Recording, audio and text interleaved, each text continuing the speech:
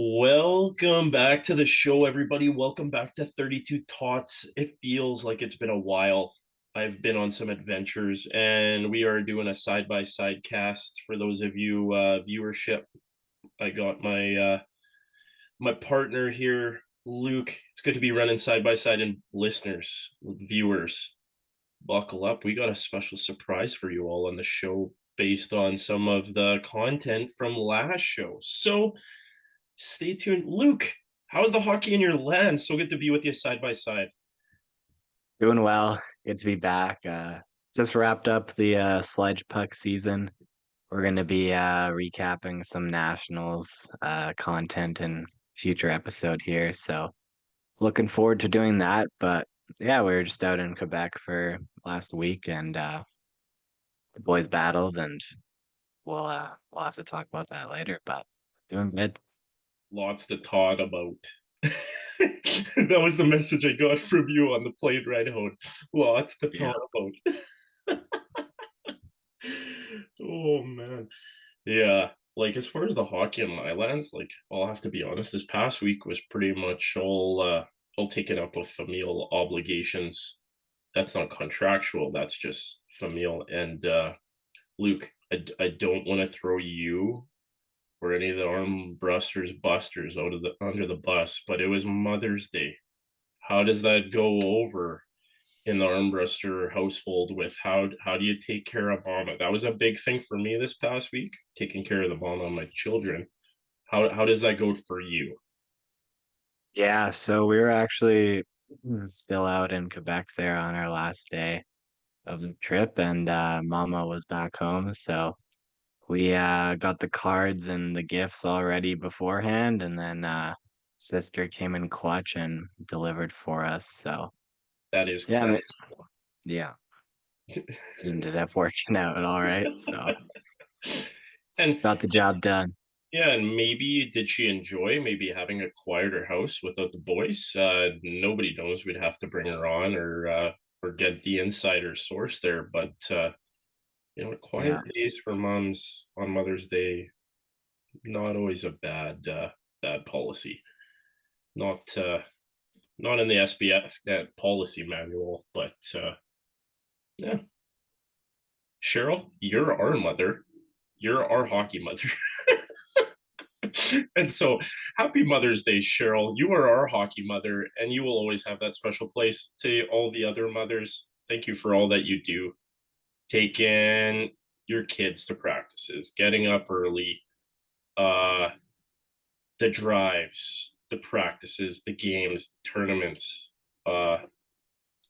Yeah, Luke, I'll have to clip it and ship it. I had a thought just as we're kind of ranting a little bit here.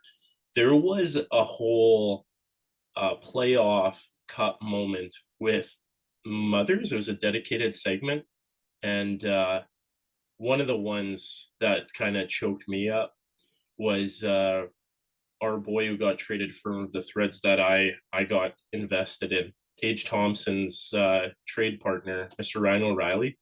Uh, he's lifting the cup, and it pans to his mom, and she's just having a moment, right? And it's just kind of one of those things. All the sacrifice, all the dedication to bring to those moments of celebration. Yeah, it's one of those things. You don't have to be a mom with a kid that wins a Stanley Cup to know that you mean much. Hockey parents get the job done. So yeah, that was a little fun one. Hey Luke, shout out to yeah. the moms post Mother's Day. Shout out to the moms. Shout out to Mother Cheryl. Yeah, and our mother of the pod, Cheryl, who inspired our cup. More on that to come up with the PWHL talk later. Though, well, Luke, should we tell listeners to buckle up? Because on the show today, post draft lotto, for those of you who didn't know, to catch you up on the puck talk, uh, Luke, we both like kind of had to like keep ourselves from going green and with the emoji sending back and forth of what happened last week post draft lotto. Uh, do you want to express a little bit how you feel, and then I'll spill into the next segment? Yeah, just seeing that Maple Laughs ball go through the chutes and just finding out that they got the first overall pick really made me sick to my stomach. Um, I know, as you said, we were kind of talking back and forth. The green emojis were coming out. I was texting a few other buddies, lots more green emojis coming out. Um, Overall, just brutal day. That was a tough one. Um, yeah, and then after seeing back that the Jets ball was second in the shoot, just insult to injury. So it was a tough one finding out the draft lottery. Yeah, you know what? Jets mush middle ball. They were mush middle. There was the top, they were in the middle, and then there was the rest. So does that kind of check out for the year? Yeah, yeah, Yeah. yeah. And so listenership, viewership, I'm happy to introduce a new segment on the show. Uh from our insider from the Atlantic Seaboard and the division. None other than we have Mr. Dress Up Takeover Tour, we'll call him. We have Braden, and I'm going to bring him on now. He's going to be joining the show as our insider, talking about some of this reaction to the Toronto Maple Leafs talk. They ain't laughing. They're laughing at everybody else. And we were laughing last week, Luke, when we did our tankathon simulator, and we might have mushed ourselves by bumping the Leafs out of that top 5 spot. Braden, it's really good to have you on the show, man. You're looking good. It's been a while since Tuesday night hockey with you. And I'm also going to introduce you as Mr. Steinbach Blackwing. You inspired a story on the pod. And yep. I'm forever grateful for that night. That was really fun. Got the chat buzzing and on the ice. Though we got to have you on for reaction from. We don't know if you're gonna be bringing hot tots, frozen tots, spicy tots. Though you must be feeling a lot better after that lotto and not losing your pick. How do you feel? You know what? It is good not. Well, first, thanks for having me on the podcast. This good is to unreal. see James. This is unreal to see each other. This is love it. You know what? The last minute ask is probably better than multiple weeks ahead with a 3-year-old and a 9-month-old. So that works out well. And doing this after Mother's Day, we were talking before to all the mothers that get the job done for the hockey kids. It's one of those things. Probably a little bit easier to do this post Mother's Day. I hope you honored Mama of the household. We were talking about all the mothers and what they do for hockey. So did you get enough brownie points that this was an easy last minute addition to the schedule? 100%. Love to hear it. We were locked in on that this year. 30 years the charm, you know. Yeah, that's true. 3 times to get it right, or you strike out. That's upcoming programming on the podcast. There's something that we could all cheer for: the Blue Jays, not the Leafs, but we really are glad to have you on. I there's going to be lots of little jokes, side pokes, and this is something you're not unfamiliar with from our dressing room banter. No, I mean, it doesn't have to be the dressing room. It's just you, James, but also as everyone else. I think over the years, my emotions have definitely become more even keeled when it comes to the Leafs. But I still get sucked in every playoffs until they're mathematically out of playoff contention or out of a series. They always have a chance to win. And so that's just my perspective every year, and my feelings can't change. Since 1967, just to set the record straight, you've been believing since 1967. We don't know if you're elvish and if you've been around for 1,000 years to win. Well, if you want to know how it all started, what's the origin taught? Let's get into it. Let's do this. My number one team has always been Jets 1.0. Love the logo. Love their stuff. I mean, I was 6 years old when they left. So I always collected their memorabilia. I even argued with people at Inner City Youth Alive, where I was volunteering, that Jets were coming back, and they would say, nope, never. And I had a 2-door red Civic Coupe. I almost painted it in 2011, the year before they were even announced. I almost painted it white with a brush and Jets logos and put it in the Niverville Fair Car Show. If I would have done that, that would have been epic. So I was pretty hardcore Jets number one, but we moved to Ontario in 2000, and my siblings were out of the house, and we got cable under 24-inch TV for the first time. It was just north of Kitchener-Waterloo, which Kitchener Rangers doing clutch right now. Also, Niverville Nighthawks were right at high school, also doing clutch in the Centennial Cup right now. They're 3-0 currently there, made the semis now, guaranteed. Dude, so it doesn't matter what happens. This is insider info.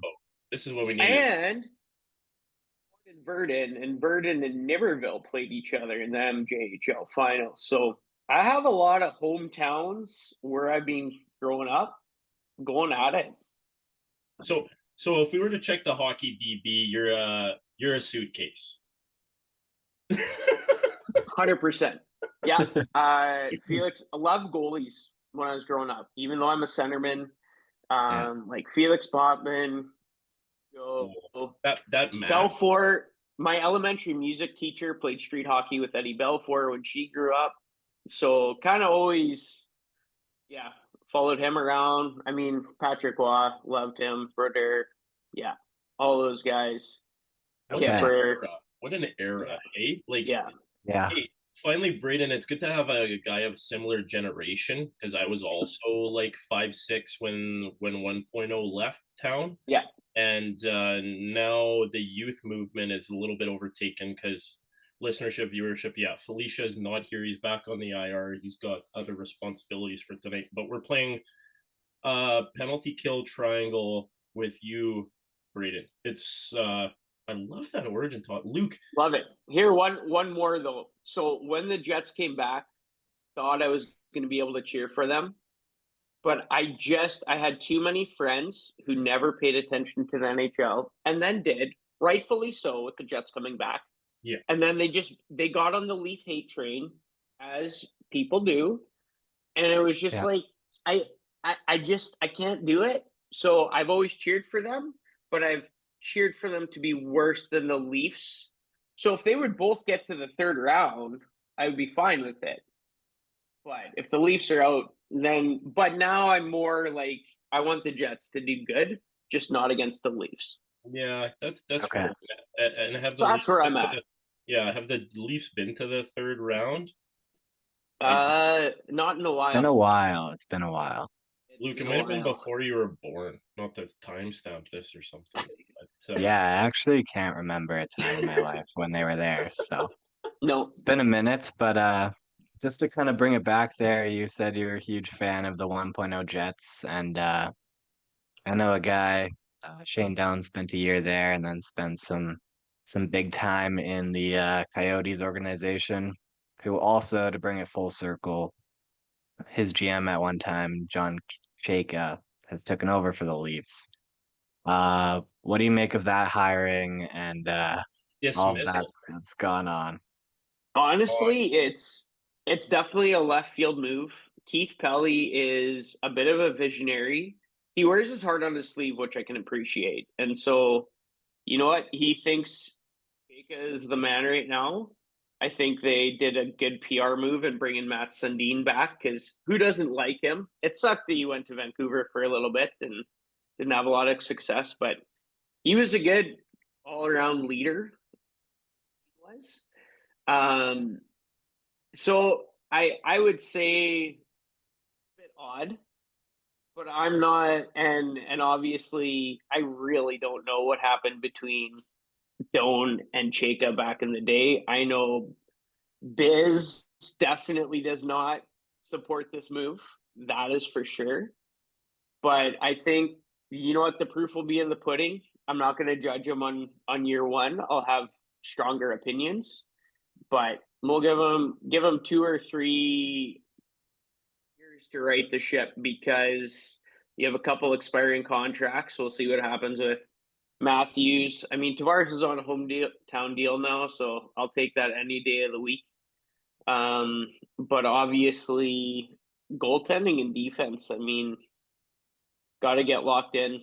So I think, time will tell. That's definitely. I appreciate your honesty because talking about Biz Nasty could have quite the reputation in the hockeyverse and in the mediascape. Though he, like, as much as he would be the polar opposite of Shane Doan, like, he loves Doner, and anytime he talks about him, has such high regard as a family man, and what happened tonight, to not to connect too much, but what his kid is doing in Buffalo now from moving over from Utah, it really does speak to the man and to the father and to the developer that I think he is, and that was his role within the Arizona Coyotes. And I think he's kind of one of those players that when he's around hockey is better for it. 100%. I don't think it's going to take long for him to find a landing spot. Like, he's just one of those players. Like, I think he's going to land on his feet somewhere, and maybe not being in hockey mecca and the hyper focus and concentration and maybe like the oversaturation of pressure, because I have to do this, Sonia. I'm bringing you on as insider. We have to talk about Mitch Marner. Absolutely. And leading the playoffs currently in points.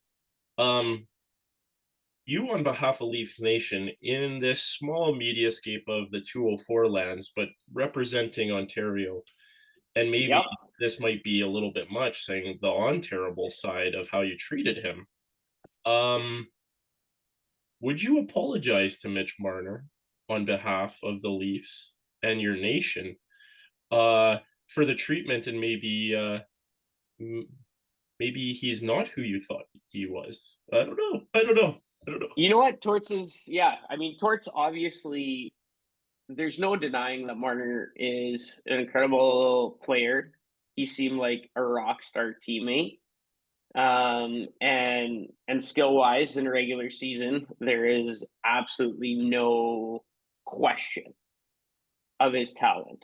And so for the treatment of maybe a guy's character, desire, passion, work ethic, hard work into being the player he is, that's the realm in which an apology to Marner, and honestly a lot of Leafs players, deserves to come.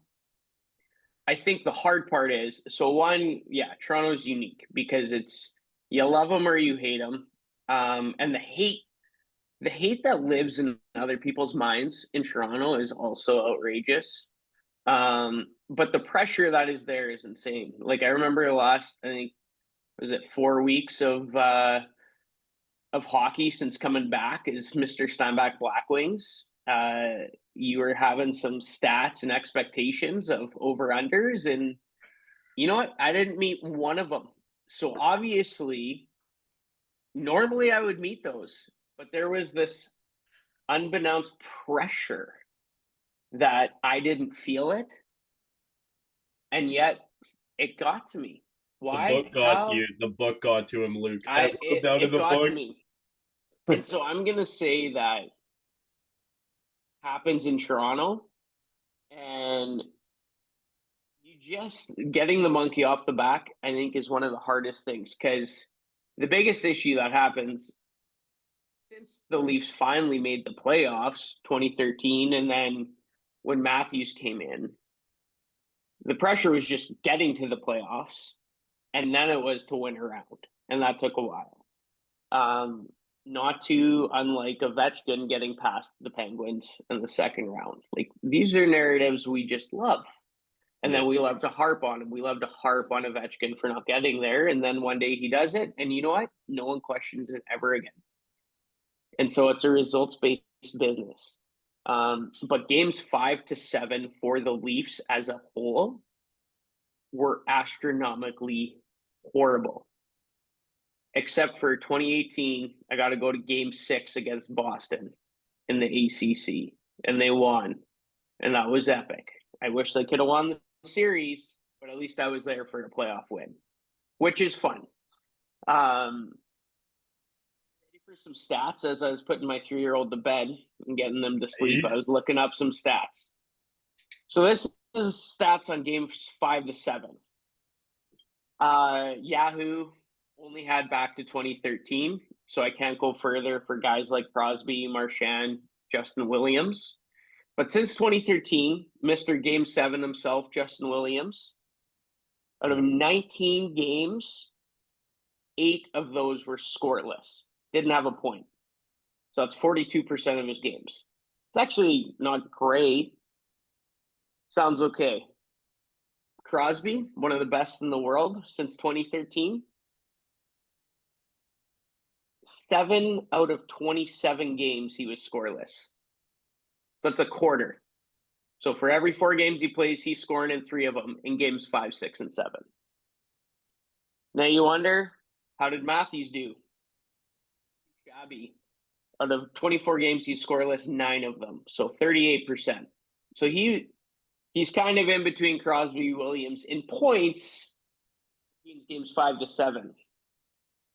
Now we're getting worse with the Leafs core 4. Nylander, 12 for 22. So 55%. So over half the games scoreless in games 5 to 7. John Tavares, 65%. 11 for 18. And that's just in the and 1 year in New York Islanders. So that's a bit of a fudge number. Out of 23 games 5 to 7 for Mitchie Marner, how many games did he not have a point out of 23 games? Oh, you're putting us on. You're reverse oodling us right now. I'm putting you on the spot here. You got the stats. If I was to guess it, I think that he was pointless in 75%. 63%, 15 for 23. In 15 of the 23 games, he's pointless. 15 for 23. Okay. Yeah. So, yeah. Including 0 for 3 in the year before his contract in games 5 to 7. And so my biggest issue was, I think he put too much pressure on himself by asking for the cart before the horse. Contract-wise? Yeah. And I think that the Leafs entered a timing era where people were paid for potential and not what they've done, or even a meet in the middle, whereas Marchand and Scheifele and Bergeron, all those guys got deals based on what you're doing or kind of a meet in the middle. And so the Leafs got screwed that way. So I'm going to put a lot of fault on the GMs. Who signed that one? Was that Lou? Or was that Doobie? Marner for sure. Yeah. Doobie was Marner for sure. Yeah. And it's right around when they had the Tavares, when the cap froze as well. So then they're kind of handcuffed for a few 100%. years. Yeah. So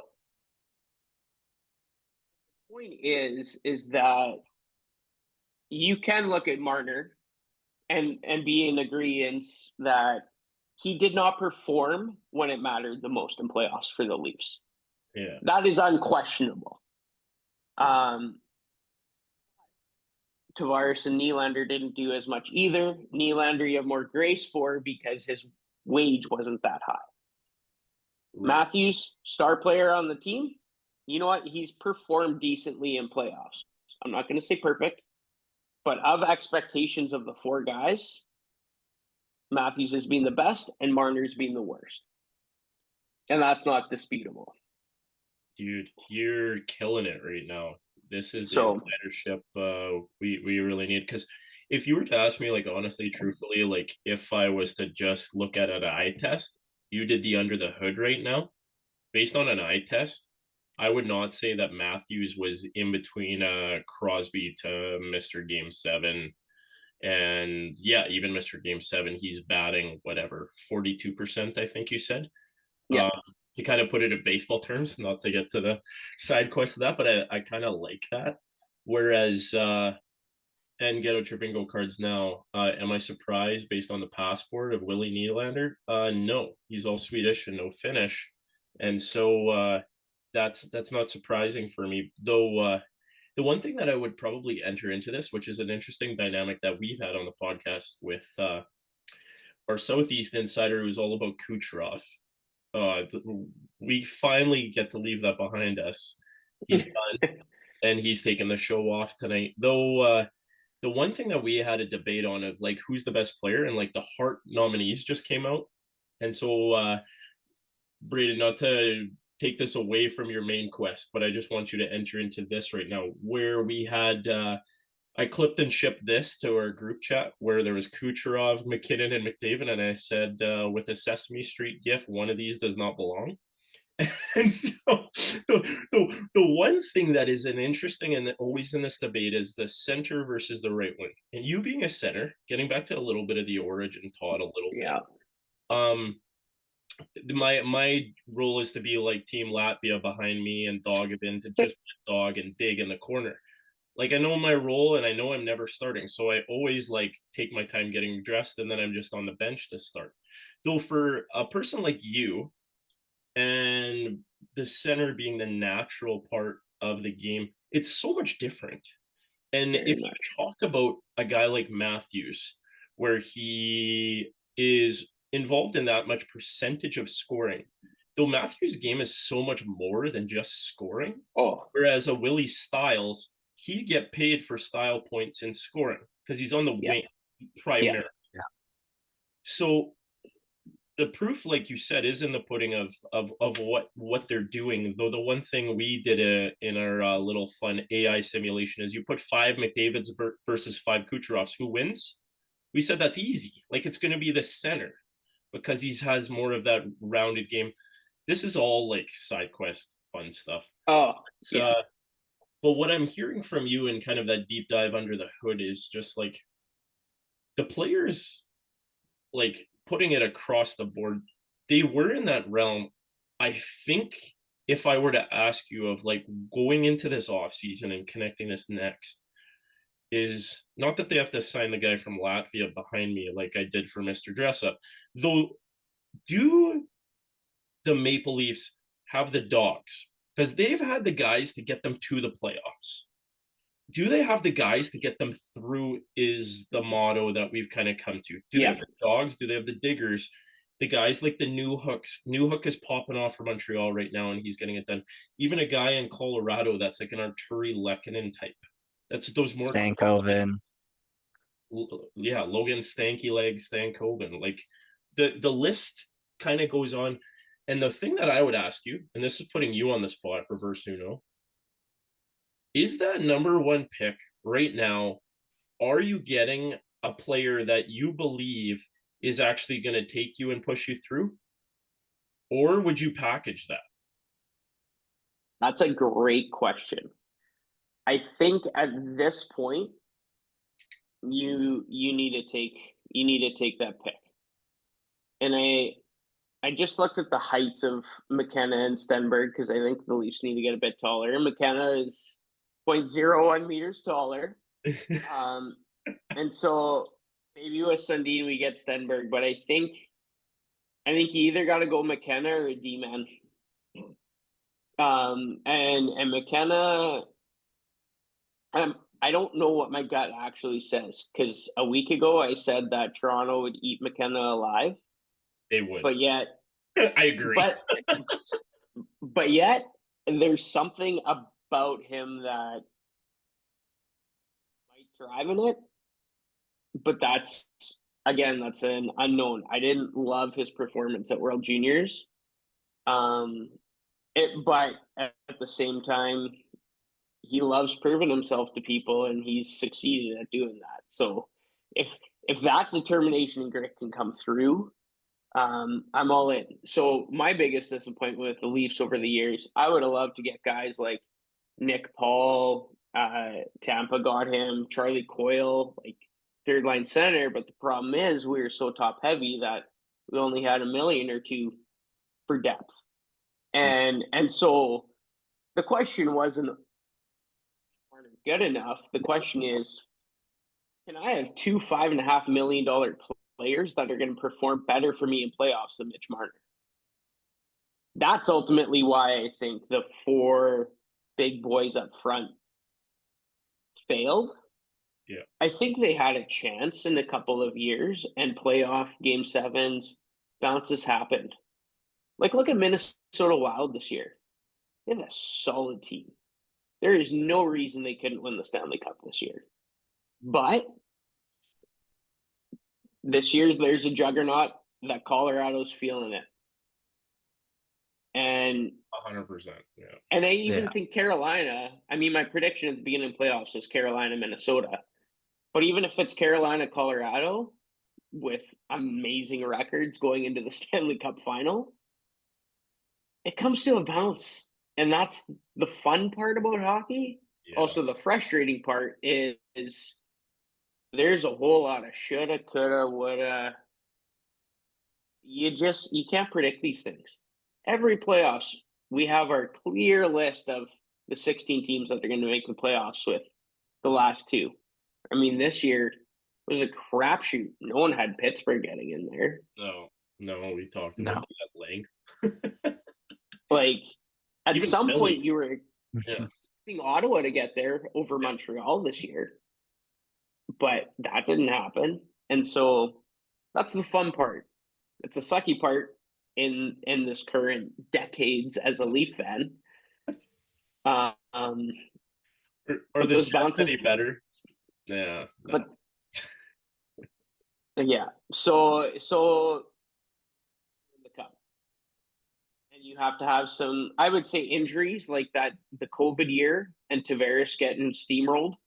Like that was one of those years the Leafs were there. But that upended things. And again, games 5 to 7, their game 6 is being strong to put it to game 7 usually. But in game 7, I don't doubt the lack of effort and desire. But man, do they not look like a team in the game 7s they've lost. Like, it just looks slow and like, I don't really want to win that puck battle. And that's what Marner kind of looked like a lot. Yeah. But as a team, that's what they look like. So I don't know. Yeah. I think you got to keep this pick. Yeah. No, I think you're probably. I think for Matthews, that's important. Yeah, Luke, you want to talk about that?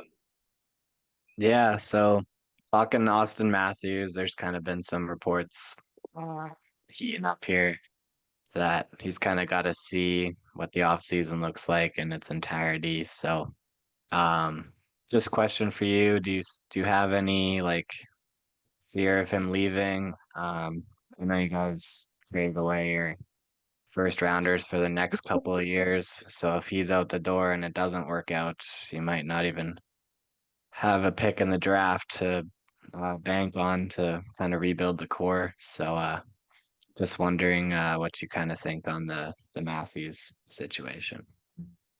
I mean, that's why I think you got to take. That's why McKenna would make the most sense. Is you've covered your butt on that basis. I would love to see some more guys from the Marlies come up and just build some more depth as an organization from within, rather than always relying on filling out your bottom with your trades. Maybe you can actually find those $6-7 million players. Yeah. So I'm not. The biggest reason why I'm not concerned if Matthews leaves is my fear of his injuries, with it, especially his wrist. Yeah. You're not trusting that wristy wrist. I'm not going to put faith in it. I'm not going to throw it away. We just missed that. Can you repeat that, Brito? Just cut out. I'm not going to put my faith in it, but I'm not going to throw it away. And kind of like to maybe transition this a little bit out of the Leafs. Like I know that's your mainstay. Though the one thing I'm kind of hearing is like you have to give it like a year, and sounds like you're even gonna give like Chaka and crew more of a cup of coffee than Tree Living did. And I'm like not faulting you or whatever, but like the whole management team and just like the angst that I know Toronto is. And part of me, like a little bit of my wonderings too with the whole Marner situation, like you did say some of the puck battle stuff in a game 7. I just wonder if he's playing more carefree in a place like Vegas because 100%. he's not the hometown boy that's got all the pressure. And he's also not on the top line. Yeah, and he's also kind of more of the complementary piece they brought in. Like he scores and he's a big producer, though they have their cup already. Like there's no pressure as the hometown boy to get your team to the promised land or whatever you want to call it in hockey mecca land. Um, so I would have to say I'm not looking at his game super close. I really liked his game at the Olympics where I got to see that. Like I felt like he was a very different player there than what I saw in prime time.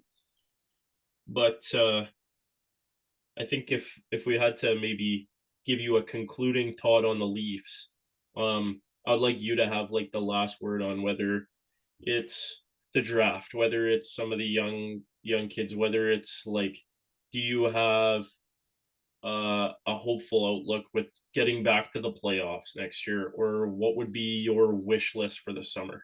I kind of want to leave it to you of maybe like a little bit of a concluding thought, and then we'll take a little break and reset, and we'll hop into to round 2. How's that? That sounds good. Sorry, I'm a talker, so probably making this go along here. No, we love it. We're bucking. I guess that's what you do in podcasts. So, in regards to the playoff free Marner, playing free Marner, I think it's twofold. Yeah, the no pressure change of scenery can do wonders. It can also hurt, like Stamkos to Nashville. But when you're playing second line, will do his best work with time and space. Yeah.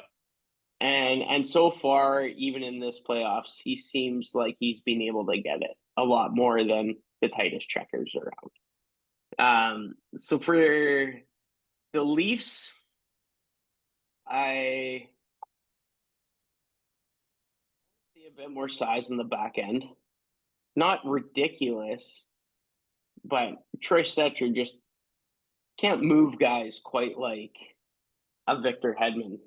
I don't need him to be quite that skilled, but you got to be able to move guys. Goalies wise, ish, because there has been some average goalies that have won cups.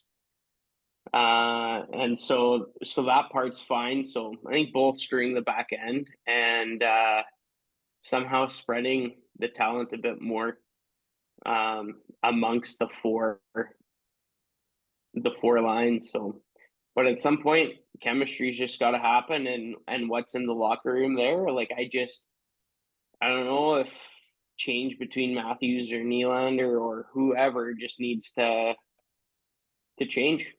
So whatever the barrier is, the biggest thing that I want to see, I have no problem losing in the first round next year if I see full out effort and an actual team playing as a 5-man unit on the ice through its 4 lines. If I see that, I don't care if we lose in the playoffs. But I need to see that, and I just haven't come games 5 to 7 consistently with them. So it's okay for the Leafs to not win the cup next year. Yeah. It's okay to actually ease some of the pressure and just say, just go have 2 years stress-free from us fans and us haters. and just see what it does, even though all of our feelings will come in and rage, and that won't happen. That's it. No. Oh, Braden, this has been so fun having you on. Really appreciate you coming on like last minute and providing like perspective, like those under the hood, like stick taps, mouse clicks, like as what was it, Ron Burgundy said, I'm not mad, I'm impressed. Like, I'm not going to be mad about the Leaf stuff, I'm impressed. So uh let's take a little break, and we'll come back after, and you'll see whether we're side by side or triangle. Stay tuned, listeners and viewers.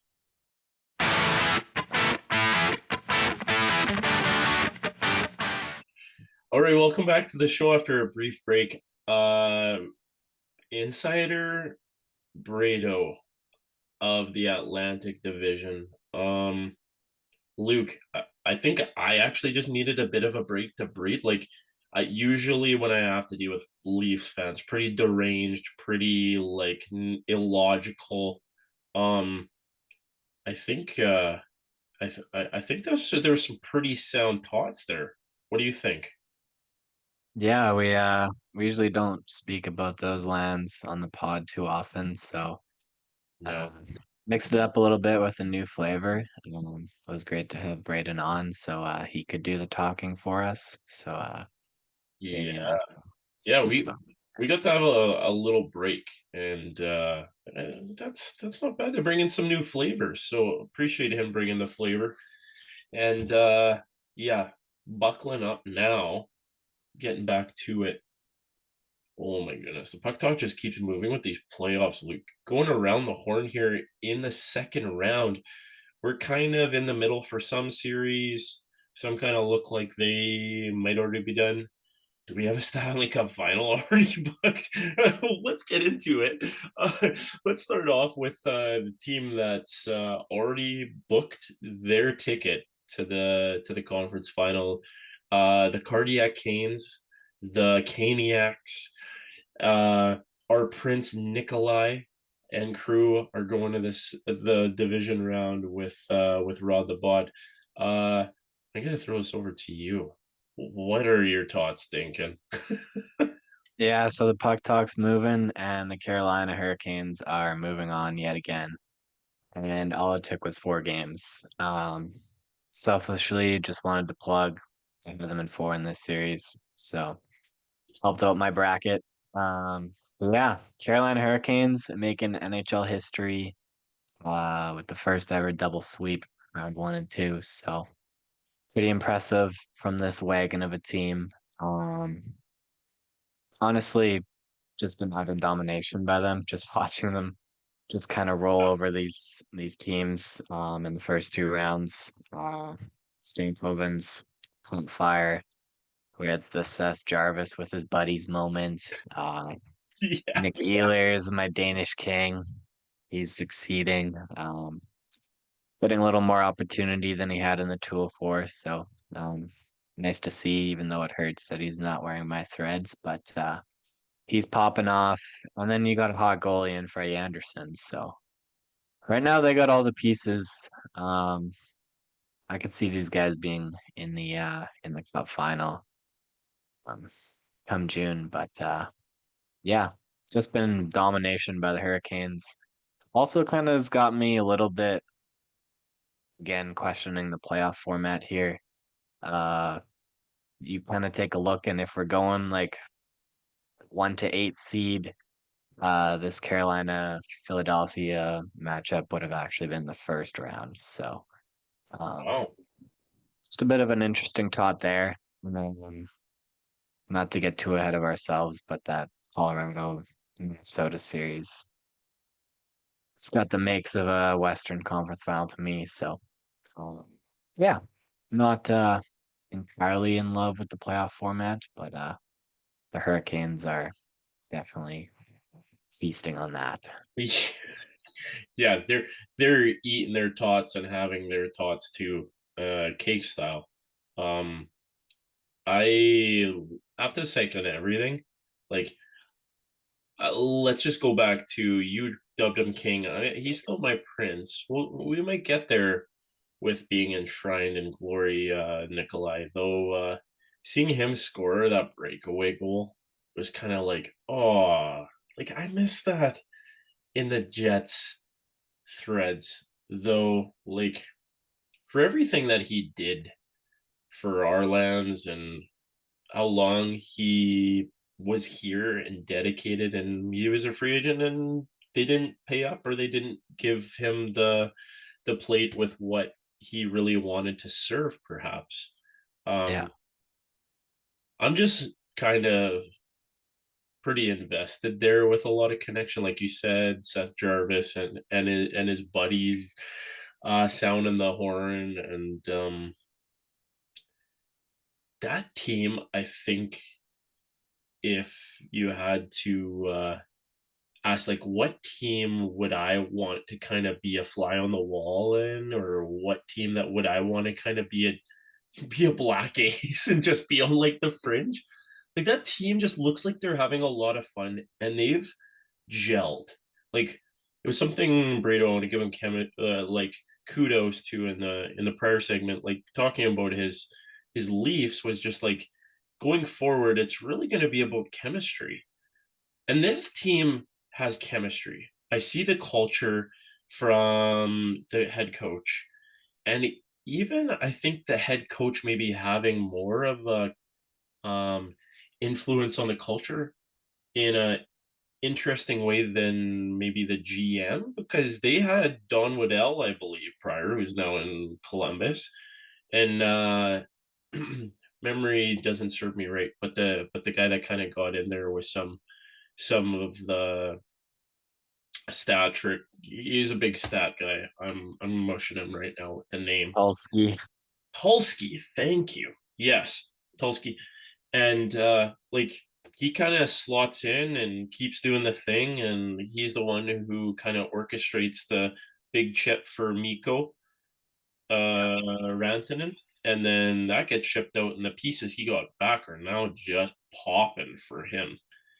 It's kind of like Stanko and Anderson, like the list kind of goes like either of those guys, if you would get this to the cup, could probably be the Conn Smythe guy. Yeah. I believe there was also a pick maybe in there that they flipped for Keandre Miller. So also another piece on their back end that they're able to turn into. And yeah, just some great work by Tulski. The GM of the Year awards.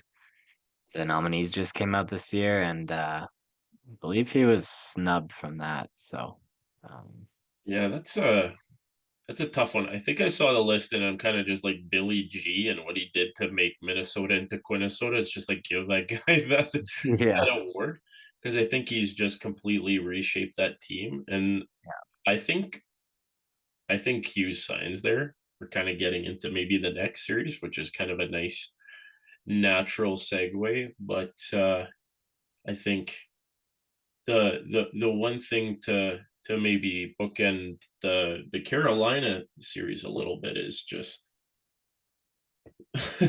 is anybody going to stop them from advancing? Like I I kind of see what Montreal and Buffalo are doing, and I think they're beating each other up, and that's going to be another tough series. And you kind of need a easier series at some point on the journey, and both of those teams, it's going to go 6 for both of them, if not 7 perhaps. So I don't know. What do you think, Luke? Should we throw it over to who they might just play in the final? yeah. Let's keep it moving.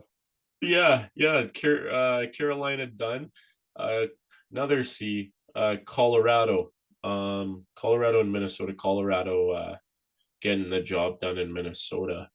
They're up and looking like they could be advancing. Uh, Luke, you said something to me in our little conversation on the side is call what a team. And do you want to take it? Like Yeah, this Colorado team here has a chance to just maybe have one of the most dominant playoff runs we've seen in quite some time if they take care of Minnesota here soon. Um, but yeah, they just have so much star power, and Cale Makar and Nathan McKinnon have just been otherworldly in this series. To the extent where Minnesota, who's, let's be honest, probably a top three team in the league, um, just hasn't been able to keep up with them. And another head coach there in Jared Bednar, who I have a lot of respect for, and also seems to kind of drive that culture um, flavor with them. And yeah, they've really just um, been pushing Minnesota, and they've been getting their licks in on Quinn Hughes and a couple of their star players there, and um, really been able to find the back of the net quite a bit as well um, in the series. So, like you said, could be future finals preview with Carolina and Colorado there, but it's looking good for the Avalanche. And like kind of looking at the scores, sometimes they can be a little misleading with the way coaches just unabashedly like they just pull their goalie in the last bit and doesn't matter like how many empty netters there really are, but it kind of can inflate the score a little bit. Yeah. And like this should really just be a 3-2 score. Like the game was that close before the empty netters got away on it. Though it's something I'm just noticing from Colorado is the center ice depth. I think we brought this on before. Um, a lot of Minnesota's talent is on the wing, like Kaprizov and what he's doing with some of the shifty moves and stuff. I am so impressed. I am ignorant, and now I know, and now I say better about the Wild. He's a really good player. Like I kind of thought about when he signed his ticket. I'm like, is he worth that? Um, for Minnesota, he is worth that. He is their most skilled player up front, and then they brought in Quinn, and now they have that dual threat. And I'm excited to see them run this back. There's no reason why they shouldn't. Um, they're running into Colorado, and Colorado is so deep, and it just could be a year where they run into that, and then this is their learning year, and then they get over the hump the next one. Though the one thing that I would kind of point to, they brought in a guy like Michael McCarron. Luke, do you remember this? Like with some of our like trade talk, Yeah. and I kind of want to just give a little bit of what I'm noticing, and if I'm way off base, please throw this thought right back in my face. Though he's really actually good when it comes to face-offs and being at the dot. And I think if I were to give Billy G more credit than just like the Quinn Hughes, he knows that his team is built more on the wing, and he, as a result, has designed his roster, as a smart GM should, to get the puck to his wingers. And if your center is not going to be the skill guy, he should be a guy at least to win the draws, to get you possession so that you can control the puck and distribute it from the center to the defense to the wing. Colorado is so deep when it comes to the way that their players like rank skill wise. Though I think it's like an interesting tale of the tape if we're like making this into like a boxing match where you have all these guys skill wise and what they can do in Colorado. Though I think like what Minnesota has tried to do to probably counteract that is to try and get possession and then bring it back to their wingers that are elite. What do you think? Yeah, that's a interesting thought. Um, I know, just kind of taking a look at the center depth, and you have a guy like Quinn Hughes on the team who kind of acts as a center in a way. It's kind of another element um, of that boxing match. Um, I know they've been matching Quinn Hughes quite a bit, trying to limit Nathan McKinnon and his minutes. So they've been going head to head quite a bit. So that's been fun to watch.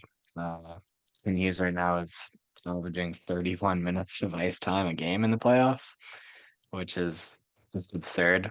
And I think last night he played just shy of 35 minutes in regulation, which I think was the most in playoff regulation game.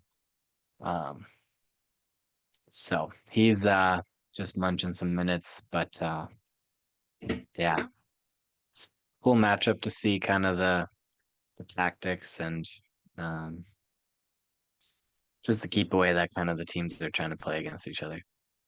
Yeah, that's a good way to put it. To say what I said a little bit and more succinctly, more brief, like who is trying to control the play? And I really noticed I had some other stuff going on with family, and so I came to that game like halfway through the other night with this one, and the shots for Colorado were 20 to Minnesota's 4, and that was halfway through the second, and I'm like, oh my goodness, this should not be a 1-1 game. Though Minnesota brought that up after putting on a little bit of pressure, and there was a little bit of penalty stuff that happened, and something that I've just noticed in the series, like the power play hit for Minnesota has not been as effective, and really when it comes down to these like such tight games, and like you said, playing keep away, the power play is a great way to play keep away, but you also have to bury that puck and really make those count. But should we get to the one tonight, Luke? Let's do it. Yeah. Oh my goodness. So this is maybe a little bit of a side a side thought connected to this. Though I've had some fun in my school lands, Luke. I brought the Tage Thompson threads to work today, and there's some students that are representing the other side, and so I am just going to be unapologetically myself. I came on with you. I said who's going to win the Jack Adams, and really brought this team back. I think Lindy Ruff deserves a lot of credit as the bench boss, and then invested in and said like I'm getting on this wagon pulled by the Buffalo Sabres, and so everybody's coming at me saying, how are you not cheering for the Canadian team? How are you not? And I said, like, have you checked the spelling? It's IENS for Canadians, not IANS. So like check your spelling before you start coming at me. Like that's a different you know, and it's probably like francophone, but they call them habitants. So nobody knows. They say go Habs go there, and then there's the Canadians. So I don't know if it's a Canadian team or not. You have to check the roster who's actually got more Canadian representatives. But tonight, Buffalo goes into game 4, wins it. And Luke, I'm going to throw this over to you because you have some analysis with my threads and my boy on the back name bar. Over to you. Yeah, so this was quite the game. We had quite the stanchion goal from your boy Tage Thompson. Basically just fired the puck into the zone, and the corner stanchion in the Bell Center, uh, it's a thicker stanchion, so it had a little more like leeway to kind of hit off of there, and it basically fired right off the corner and then came shooting right back out off of Dobish and into the net for the game tying goal. And yeah, Montreal had a lot of the possession and momentum kind of at that point, so that was a bit of a just momentum killer for them. And then my boy Zach Benson, who I've been praising on this show, sniped the game winner. So Buffalo got it done. and series is tied, and we're going back to Buffalo. So, but it's been a great series. I think Montreal's power play has really been clicking. Cole Caulfield has started to find the back of the net, so that's good news for Montreal fans. We were just in Montreal for nationals, so kind of saw a bit of the buzz from the city, which was cool. And then coming back to Winnipeg, we had the TVs on the plane, and pretty much all of them had the Habs game on. So it's kind of a neat moment there. But yeah, it's been a great series so far. Yeah, and to go on a little bit of a fun one connected with what I dropped in our last playoff connection was the monologue of all monologues in the Buffalo airwaves, Yeah, other radio, and tonight, Luke, Sleepy Joe, Uka Pekka, Lukanen. Anyway, I mushed him. Welcome to the club. But Uka Pekka, pretty bold move by Lindy Ruff. yeah, In playoffs, where usually you ride or die, in the words of Paul Walker in Fast and the Furious. Uh, Usually you're riding with one guy and that's it. Decides to make the switch tonight, and maybe that's the jolt that the team needed of just having somebody being the keeps behind. Because looking kind of stat wise and looking at some of the highlights, halfway through the first period, it was 8-1 shots, Buffalo yeah, to Montreal. Like they came out ripping for Sleepy Joe Capecca. So they were not sleeping on him. And so it's one of those things I find as I am getting more into coaching now, and those decisions in the moment and how that maybe changes the mindset of your team potentially.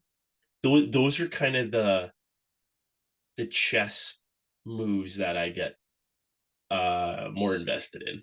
And so I had some coaching managing obligations tonight, so I didn't get to this one, so I was counting on you. And so that that stanchion one, oh man, I'm gonna have to dive deeper into some of the highlights. But it's always a fun one with yeah, my group of guys. We always talk about Karen stanchion.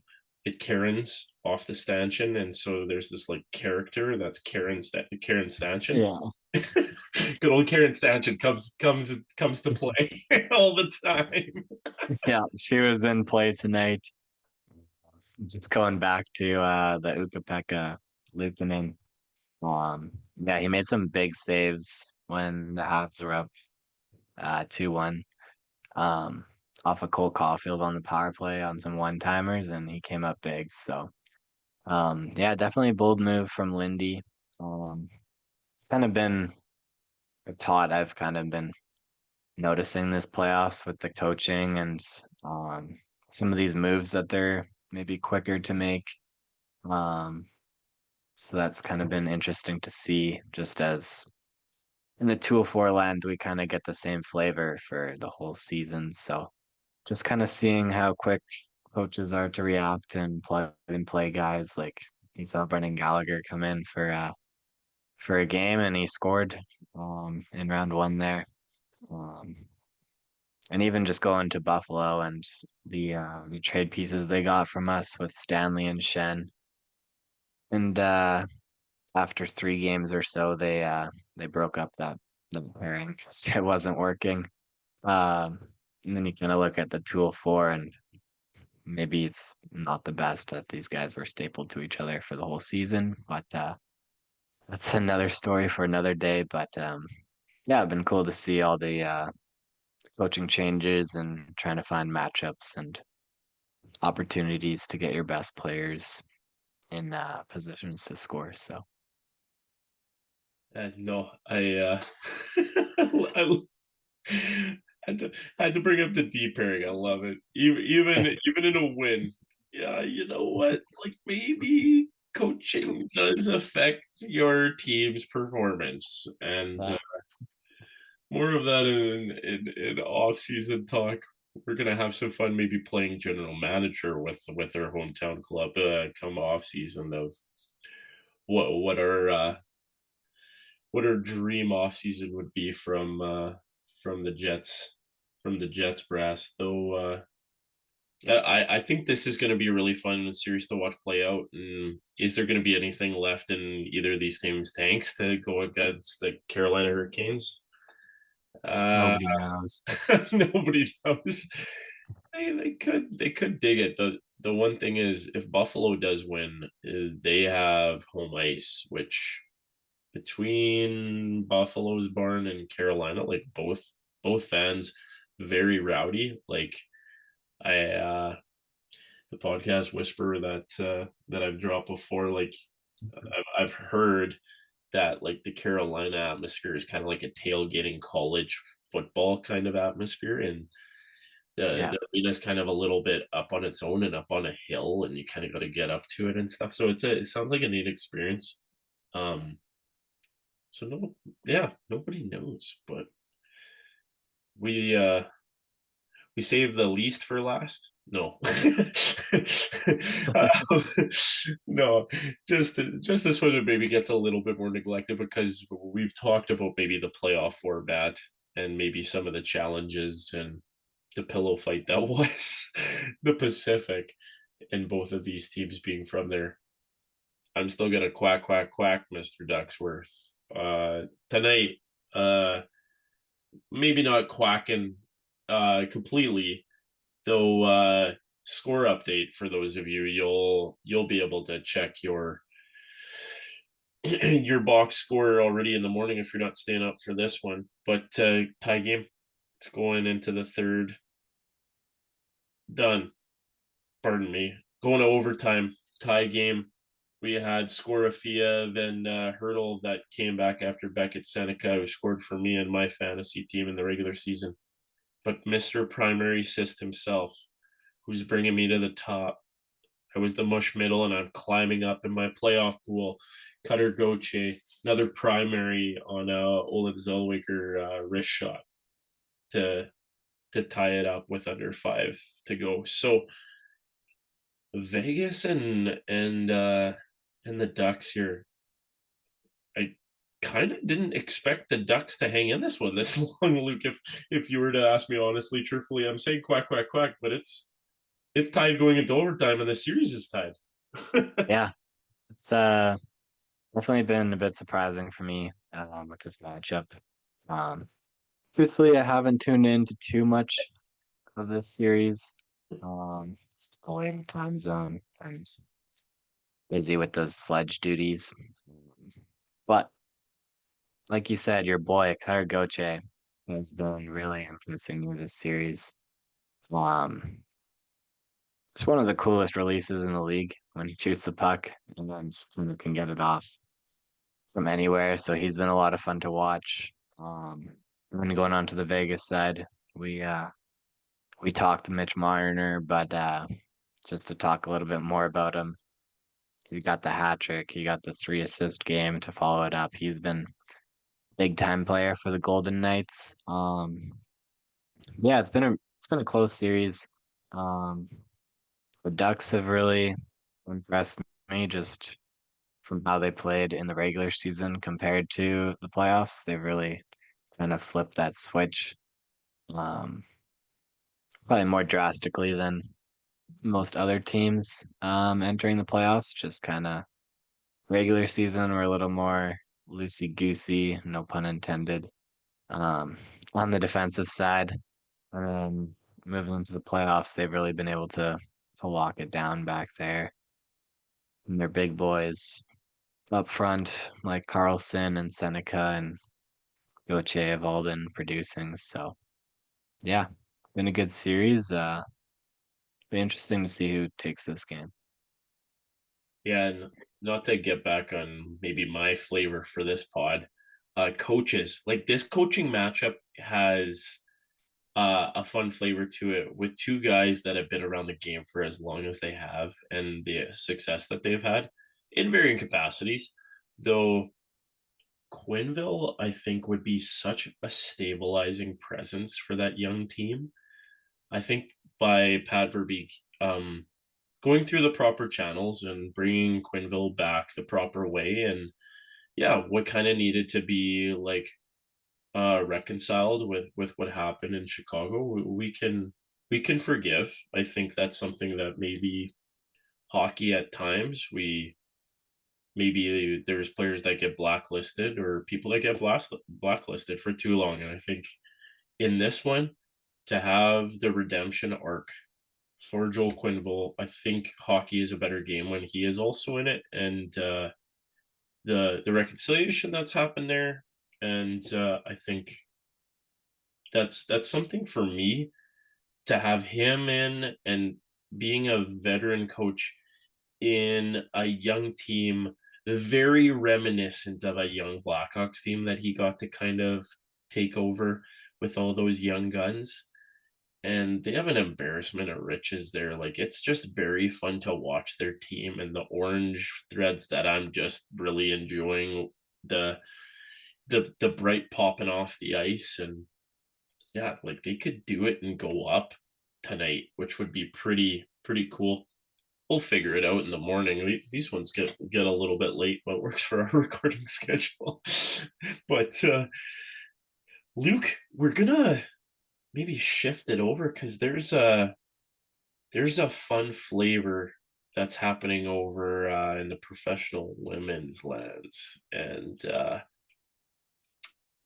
being a podcast and we talk about that parallel all the time, the 49th hockey fans, and especially for my daughters, this is a special one because the Winnipeg Takeover Tour game is now the Walter Cup final. Luke, over to you.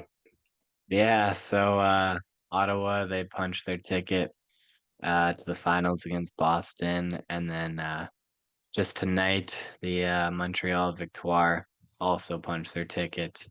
Marie-Philippe Poulin with the game winner. Who else? Yeah. Also had a triple overtime game winner in this series. So Captain Clutch coming in clutch once again. Yeah, should be a great matchup. Kind of cool full circle moment. Get out your bingo cards. That Winnipeg Takeover Tour matchup is the Walter Cup matchup. So yeah, also cool to see an all Canadian matchup as well. That's fun for the league. So yeah, looking forward to tuning into some of this finals, and should be some great games. Yeah, I'm excited to watch these with my girls, and yeah, maybe bugging one of them more than the other about maybe another team. Uh we're still trying to figure out our allegiances, and like yeah, my big like purple flavor that is kind of sprinkled in all over the place, and I've clipped and shipped some stuff to you and Felice connected with purple, though like yeah, Frost, there's gonna be a new champ in town. It's not gonna be the purple queen queens of the cup, so to speak, with the Frost. Um it's gonna be a little bit of a new moment, and hey, a cup is coming north of the 49th. There will be a cup presented in Canada, and so this Walter Cup will be fun to tune into in that capacity. And there's some really good stories in there that we've kind of covered from before. There's Katie Tabin with 204 connection, Jocelyn Lamoureux with the Ottawa connection. It's just the like this stuff, it just kind of writes itself, and it's just going to be really fun to connect with this. And anytime there's like a trophy presentation, Luke, it's one of those things I tune in no matter what, because there's just a raw emotion of the moment of all you've been building towards, and in that moment. And as I've tuned into the PWHL and more so in the playoffs, It's been really fun to watch that, and I think it was Kendall Quinn Schofield, probably mustard name. Welcome to the club. Her kind of really leading her team with the Minnesota Frost and that raw emotion that kind of is a sticking point for me. But for somebody, whether it's Captain Clutch getting her moment or on the Ottawa side, them getting their moment, I kind of feel like both of these teams will be able to write the script and kind of put a finale stamp on it. Hey, so yeah. And you were both here in Winnipeg, so PWHL, bring 2 other teams next year, and then you have your Walter Cup final. You can book it, okay? Yeah. PWHL, they also announced expansion to Hamilton, San Jose, and Las Vegas. So, my goodness, look, I knew Hamilton was going to be one Canadian connection. I like that for the geographic location with Toronto, Ottawa, Montreal. I think that will be a nice little flavor there, and we'll probably, knowing Hamilton's thread allegiance, we'll get like a Team Toba-esque flavor with, I think, some yellow and black and yellow. Yeah, I would love to see it. And I knew Detroit was coming up. Yeah, Detroit as well. Detroit was a big announcement. So growth of the game, love to hear it. Yeah, Winnipeg, you'll have to wait for a team, I guess. We'll see, but I think you definitely see what the league is doing with the Walter ownership group, like the family that owns it and part owner of, I believe it's Premier Chelsea, I think, over across the seas, and then their big stake in the Dodgers. Oh, I shouldn't have said that. I got, every time I bring that name up, that's a little bit of heartache. I'm not ready to talk about it. Maybe we'll have to start. We might have to unpack that soon, Luke. We might have to do that. That'll be a side quest, different show. But the Walter Group and what they're trying to do and build and grow the game, they, as a structure of a league, very different than other leagues where teams are all connected to the league. Everybody has the ad email of PWHL, like we all have the ad of the SPF now. Though for what they're trying to do and trying to build a West corridor, it seems like, with what they did with Seattle and Vancouver, and what they're kind of going to build down the Western seaboard, and then what they already had with the original 6, more on the Eastern, and kind of Minnesota being the one right smack dab in the middle, right? But growth for the game, love to see it. And now that the Walter Cup is above the 49th, we know that's coming. We're gonna stick with Canadian hockey. Luke, do you wanna take the bait with some Wildcat flavor, or should we go around the horn with the OHL? We had this little primer before with our insider. Yeah, let's hop into the Moncton Wildcat Chicoutimi series. Was just kind of scrolling through the phone earlier today and saw a goal that was game tire with like 20 seconds left, and guy on the Wildcats just floats the puck in from like center ice, and one of the Chicoutimi players kind of swatted it at it in front of his goalie's net, and talk about bounces, ended up in the back of the net. So Moncton was able to force overtime. Had to check the score after to see if they got the job done, but unfortunately did not. But just thought that was a bit of a crazy goal. We got the stanchion goal, we got the floater. Long range today. That gives me like 204 flashback to Barrett Jackman on Pavlik. Remember the floater? Yeah. It's a Bear Jackman for sure. Oh, I had to bring that up. I just brain of too many connections. That's too bad for the queue. Though I've tuned into some of these on some of the bigger networks. I like that the CHL kind of has a partnership rights with one of the big networks up here in Canada. And it's just nice to see the coverage of the junior game. I actually am really enjoying kind of the momentum swings and a little bit of like the raw passion that kind of is natural in the junior game. And going from that to we'll keep working our way west. OHL finish, book it.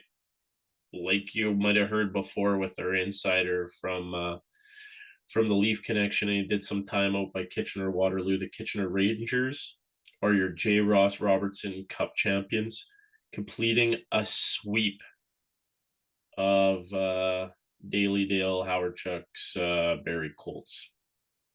It's a tough one when you win by a sweep.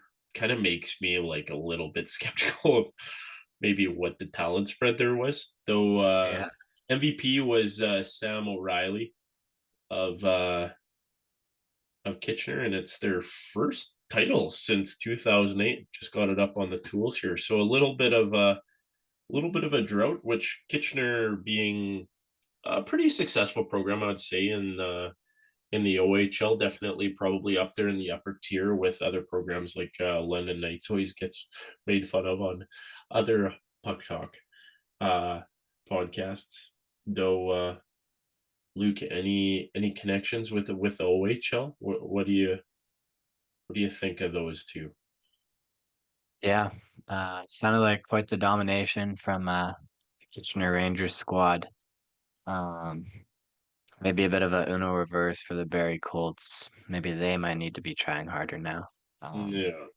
After that unfortunate press conference that came out earlier. But yeah, congrats to the Rangers, and looking forward to continuing to follow them.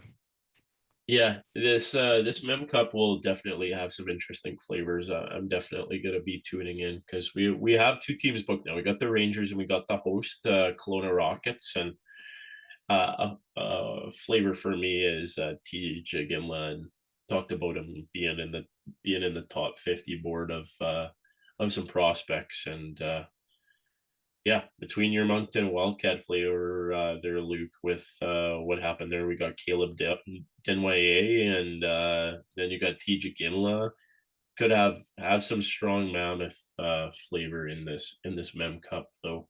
Going over to the Western League, we got Sasky lead right now.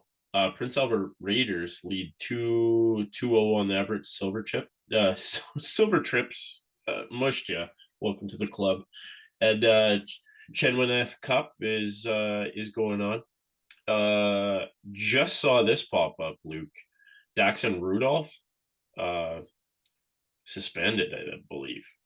He's not. Well, yeah, I think he projected top 10 pick. Yeah, so he's sitting big gamer. Maybe that'll be a little momentum swing for Everett.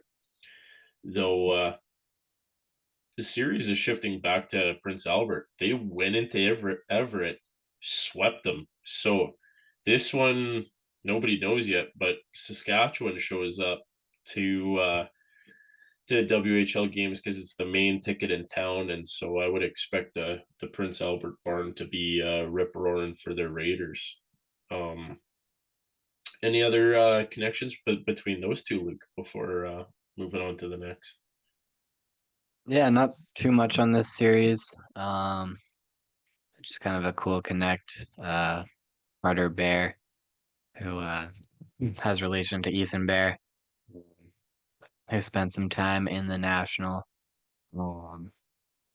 as well as just kind of excited to see Landon DuPont also continue to do his thing. So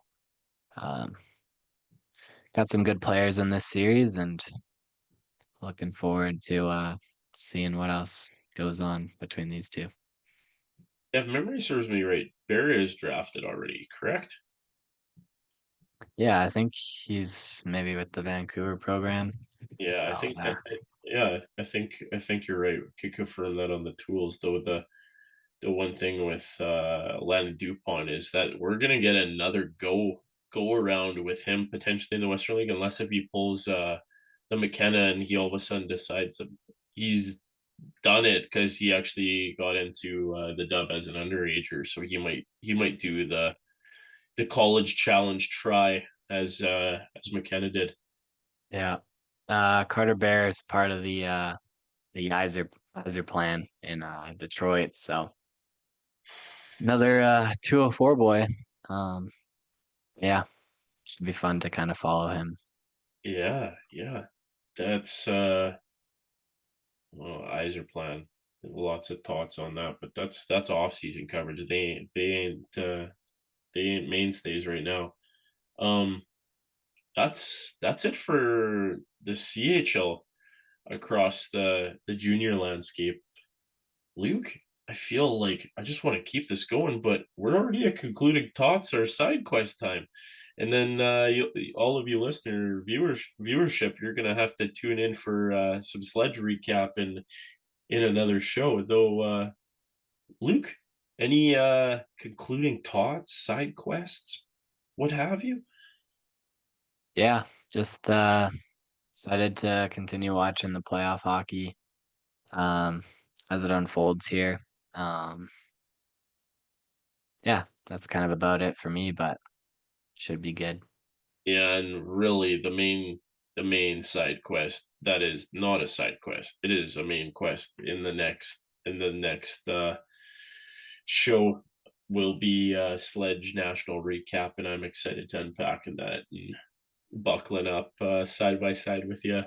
Um, for me, this is a little bit of something that got taken from me by my insider. Like, had I known he was so inside on all of this, Luke, like he could have ran the show potentially. But for the fun connection that Insider Atlantic, we'll call him Brado, was talking about the Centennial Cup. And so this is maybe like not a digger cup per se, but a lot of these guys in this league, I want to give them some credit. It is more of a developmental league before you would even go to CHL. A lot of these guys are really trying to prove it to get to next higher levels. Like a lot of guys who play here in our province in like AAA before graduation, if they don't get drafted into the Western League or have a cup of coffee, they come back to the homelands and they play for the local townships. And so what Brado had brought in with the Niverville Nighthawks and their electric barn that I got to go check out with my daughter's tournament, they're playing. They're doing quite well in the tournament right now, winning in overtime in their opener against Summerside Western Capitals of PEI, the host. They're playing over on the island. I got too many fun connections here, listeners. So we'll make this a long side quest, but you can like just Buckle up. yeah, maybe tighten it up a little bit because this is going to get interesting. So we have the Neverville Nighthawks. Did a little bit of a check out on their barn. I'll have to get to a game next year, and they might be raising some pennant. They might have a little bit of a ceremony. Might have to check that out. Probably not going to get tickets to that. Those probably sold out. Actually, they're pretty dedicated there. A couple of the other teams, which is some fun connections. So you got the Nighthawks from the MJHL. That's here in the 204. Saskatchewan. I'm looking at you. You are represented by the Flin Flon Bombers. And for those of you who don't know your geography, Flin Flon is in Manitoba. So I don't know the politics of the Saskatchewan Junior Hockey League, though I know Flin Flon is closer to the border of Saskatchewan and Manitoba. And so they might play against a lot of those teams. I'll have to do a little bit more of a dive, but the Flin Flon Bomber program has actually had some NHL alumni going way back in your time machine. Bobby Clark of the Philadelphia Flyers and the Broad Street Bullies, product of that. So the 204 actually has Flin Flon and Niagara Nighthawks. Take that, Saskatchewan. You're mushed. You're double representation of Manitoba flavors there, which is awesome. And also Flin Flon Bombers threads, you gotta check those out. Strong maroon flavors, kind of like my Latvia jersey behind me that you audio listeners wouldn't know. That's the fun one. And Luke, this is the last connection, and listeners and viewers, this is it. The Canmore Eagles brought up on the podcast when I did my little trip out west. They are the AJHL representative, the Alberta Junior Hockey League, and a league that had Cale Makar once upon a time for the Brooks Bandits. He actually got drafted out of this league. Pretty impressive. I think I need to say this as a concluding thought, Luke. Canmore, you're lucky I didn't come to your game. Mr. Dress Up got a moniker of Mr. Mush Up because I believed in the Jets and they went on to lose 7-1. Canmore and your entire fan base, this is to you. You're welcome. I didn't come to the game. I didn't mush your team. You are now in the Centennial Cup and you won in overtime against the Rockland Nationals of the CCHL. And so I had to have a little bit of fun with that one. You have to. That's what I call full circle. That's full circle from spring break. So you're welcome, Canmore. Flin Flon, you're rocking. Niverville, you're rocking. And so to tie a bow on this one, Luke, we're excited for the next programming with some Sledge recap. You have to stay tuned to the coverage. Luke, over and out. Over and out. Over and out. For all of you, thanks for tuning in to this episode. Thanks again, Braden, our insider from the Atlantic Corridor. And stay tuned for Sledge National recap.